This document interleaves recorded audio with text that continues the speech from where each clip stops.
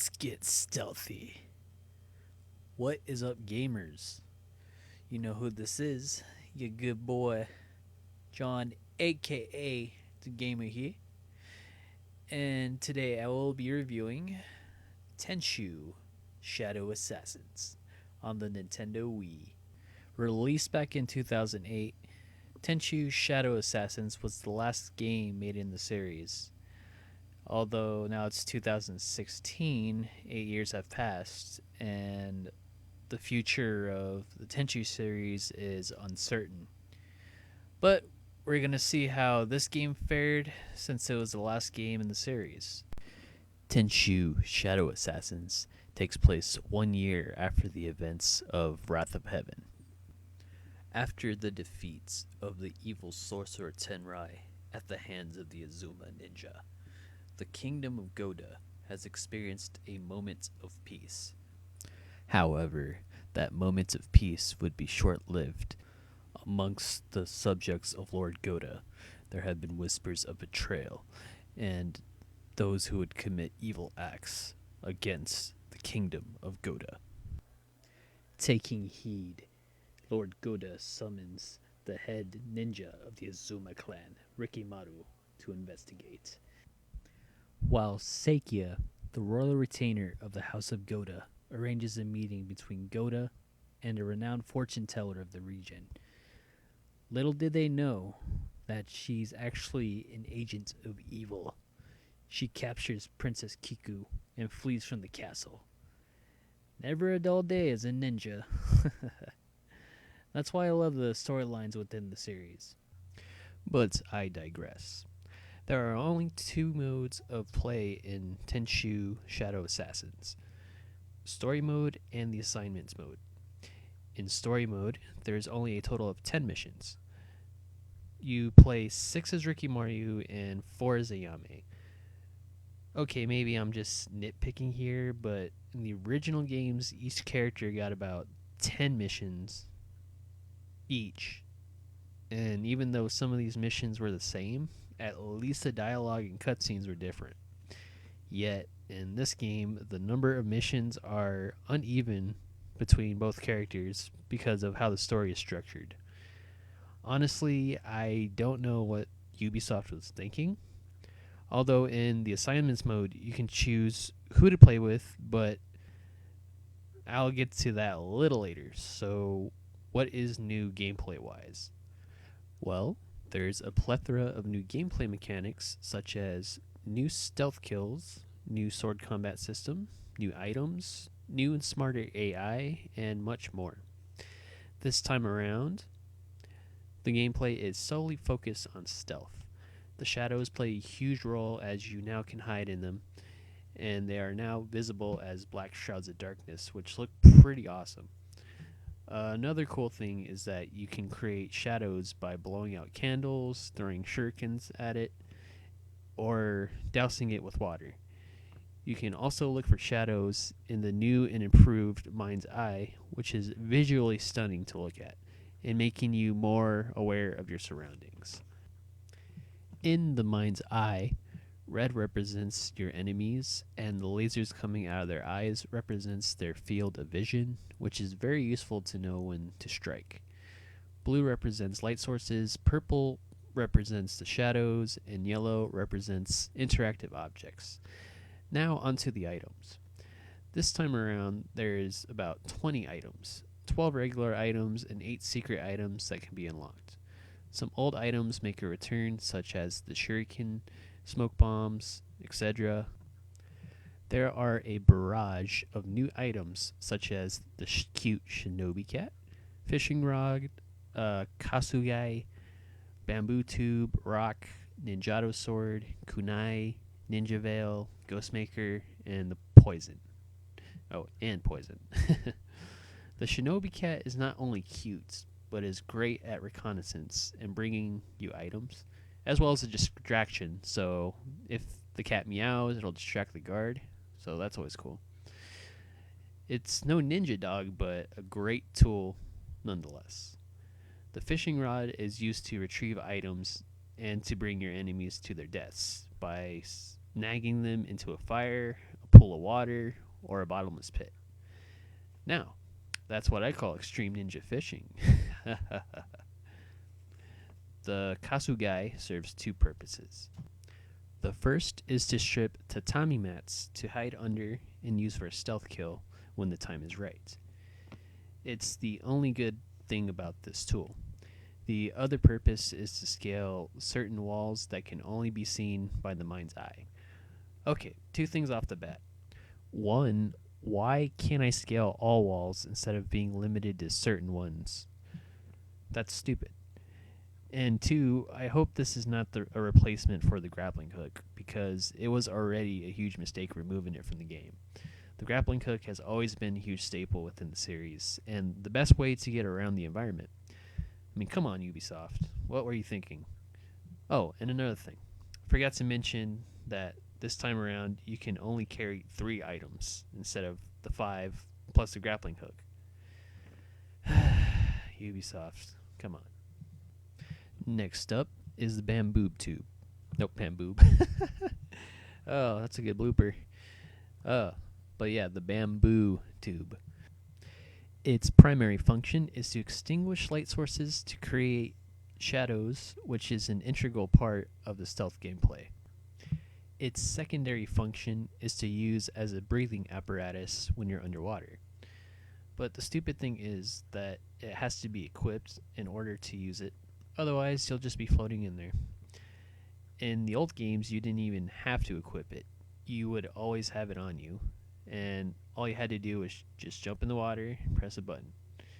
On a positive note, when you're underwater and an enemy comes by you, you can grab them and drown them. A pretty awesome new stealth kill. The rock is used the same way as a shuriken, only this time you can use it to knock your enemy into environmental hazards, ending in death. Oh, and the same for the kunais.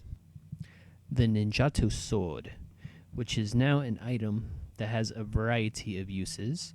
Other than sword combat, it can be used to break locks on doors, which is useful for alternate paths.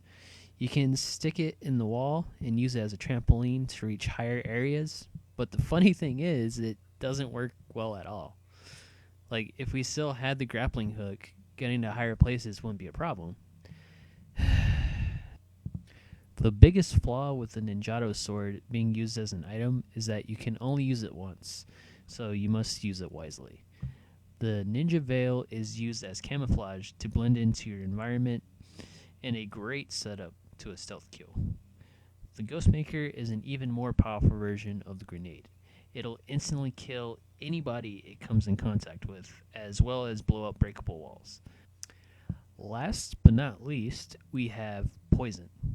Replacing the poison rice balls, the poison is used to poison enemies and is potent enough to destroy locks. Although effective, this isn't as fun as using rice balls like in the older games. There's nothing like watching your enemy eat food off the floor and get food poisoning. Now, let's talk about the creme de la creme of the Tenchu series, the stealth kills, or Hasatsus as they're called in this game. What has Ubisoft brought to the table in this installment? Well, for starters, there's a variety of new stealth kills ranging from item, environmental, group, and hidden. Also, you have your standard stealth kills. The standard stealth kills are very different this time around. In previous installments, you would always perform a stealth kill with your sword or swords, sometimes resulting in dismemberment or decapitation, which was very cool.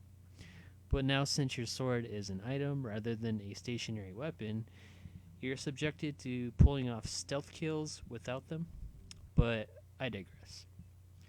Standard Hasatsus now consist of karate chops, neck snaps, acrobatic slams, and using your enemy's weapons against them. While some of them are pretty cool, others are kind of boring after a while. Items are now weaponized death dealers and a welcome addition to the Tenchu series. Throwing items such as shurikens, kunais, and rocks are used to knock guards off towers, bridges, cliffs, and into environmental hazards such as fire, wells, and pools of water. Apparently, these guys never learned to swim. You can also set off explosive crates to take out your enemies when the time is right. If you're lucky, then you can take out more than one guy. Same goes for the Ghostmaker. Environmental Hasatsus let you use your surroundings as a weapon, which are very satisfying to pull off.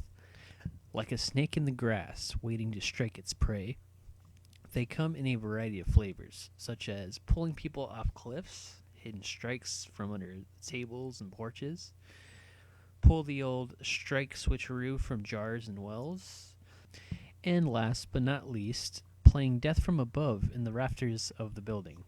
The environmental kills are a fantastic new addition to the Tenchu series.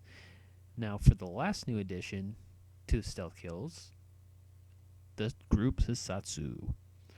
Perfect equalizer for taking out numerous guards, considering in previous installments you can only take out one enemy. The enemy AI is a lot smarter than usual this time around, especially the enemy ninjas and the shogun. The enemy ninjas take a cue from your book and finally become stealthy. Like you, they hide in the environment and they cannot be seen by the mind's eye. So you have to be aware of your surroundings. Now, as for the samurai, they are slightly more cunning as they have a heightened sense of hearing like that of a hawk. So sneaking up on these guys is not as easy as they can hear your footsteps and they know when they're being followed. That's what I love about the new AI. They present a challenge which forces you to utilize all of your ninja skills. Speaking of ninja skills, there is a new evasive maneuver called Utsesemi. It's like Utsesemi. So, yeah, it's called Utsesemi, Open Sesame, something like that. If you're spotted by the enemy while unarmed, you will vanish in a cloud of smoke and feathers, and for some reason, lose your shirt. I wonder if ninja clothing is made of smoke bombs. In story mode, you can use it as many times as you like, but it will diminish your ninja ranking.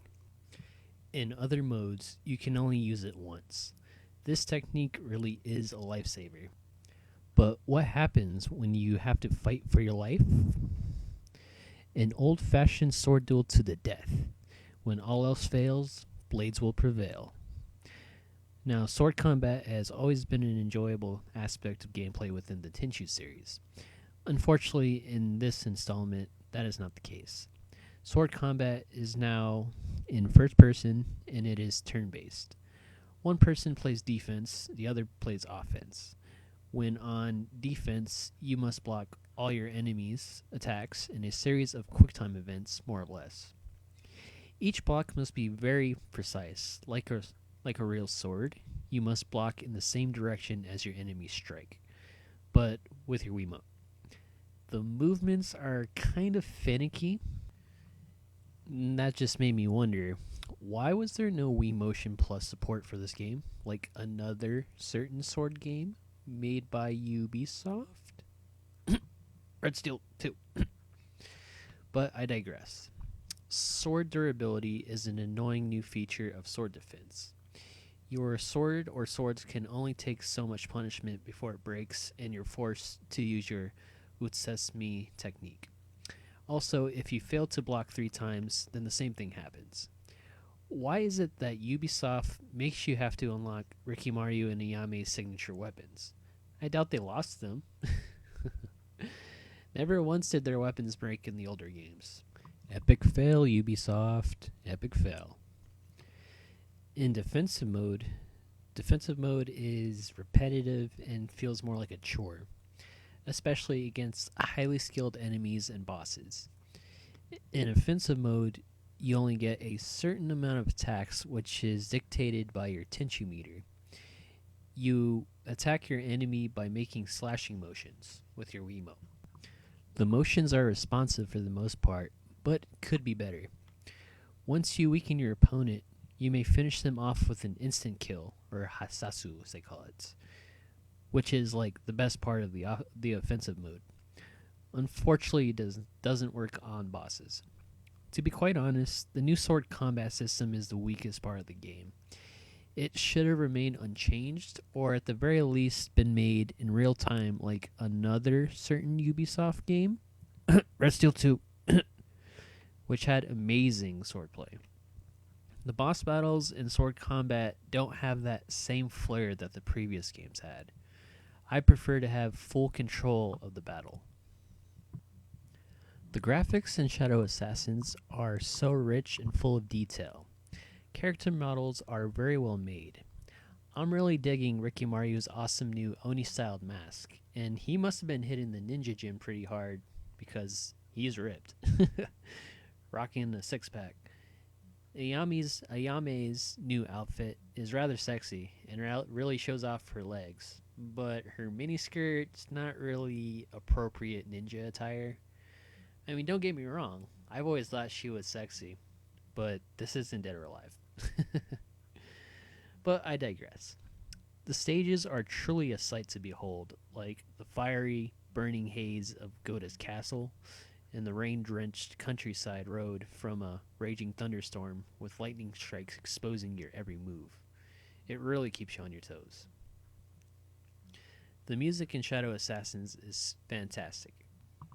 Like previous installments, the music always conveyed emotions of what it's like to be a ninja, a life filled with danger and intrigue. Shadow Assassins is no different. The voice acting is decent, but nothing to write home about. And I actually wonder why some of those evil merchants are British when, they should be Japanese. But that's another can of worms I don't want to open up right now. But, yeah. Although I did enjoy the guards' small talk, like when they call you a turd and talk about the weird smell coming from their mask. It was funny because it was just so random and you didn't expect it in such a serious ninja game. The story in Shadow Assassins is your typical Tenchu fare. Some evil beings within Goda's kingdom are starting trouble with Goda, and he calls upon the Azuma ninjas Rikimaru and Ayame to deal with it. No Tenchu story would be complete without plot twists. Although this tried and true formula usually works, it would have been nice to see the Azuma clan doing their own thing rather than serving Goda. Anywho, if you hate spoilers, then I suggest you skip this part of the review. Making his rounds through Goda's kingdom, looking for an evil merchant to punish, staple in the Tenchu series, Rikimaru discovers someone wants to wage war against Goda. After his mission, he informs Lord Goda of his revelation. Fear for the future of his kingdom, Goda informs Seikiya to arrange a meeting with the fortune teller. During the meeting, it turns out the fortune teller is an imposter and is actually a mysterious kunoichi named Rinchi who kidnaps Princess Kiku. Long story short, Rikimaru poisons Daimo Tado, who was the feudal lord waging war against Goda. Rinchi, the queen of plot twists, is nothing more than a pawn in the grand scheme of things and dies by Rikimaru's hand. Then Lord Goda informs Rikimaru that Seikiya is a traitor and must be punished. After Rikimaru reaches Seikiya, he assassinates him and rescues Princess Kiku. But then Seikiya's body disappears. Once Rikimaru goes upstairs, he finds the ultimate plot twist. Seikiya was an imposter and was none other than Onikage. At this point, I was happy to see Onikage again, but I gotta say I'm not a fan of his new look. He looks like a peppermint-covered death metal band member reject / wrestler, and they shouldn't have changed him. But I digress for like the millionth time now. Onikage is really a clever and cunning bastard, orchestrating this farce just to get Rikimaru to kill more and to fight him just for old time's sake. But man, the ending is definitely a doozy. I was just shocked at the outcome. It was just depressing how Kiku died. Onikage is unbelievably cruel for putting Rikimaru into this predicament. I mean, I know Ayame and Goda won't be happy about this. Speaking of which, Yame starts laughing for some strange reason. For the extended true ending, you must collect all the map pieces in story mode and then beat the game. True ending is definitely chilling to say the least. Ayame speaks in Onikage's voice, suggesting his hatred now lives in her because Rikimaru killed Kiku. Great, now she's possessed by Onikage. Boy, I hate cliffhangers. It's been 8 years since this game was made. I just wonder if they're ever going to continue the story. Also, whatever happened to the real Seikia?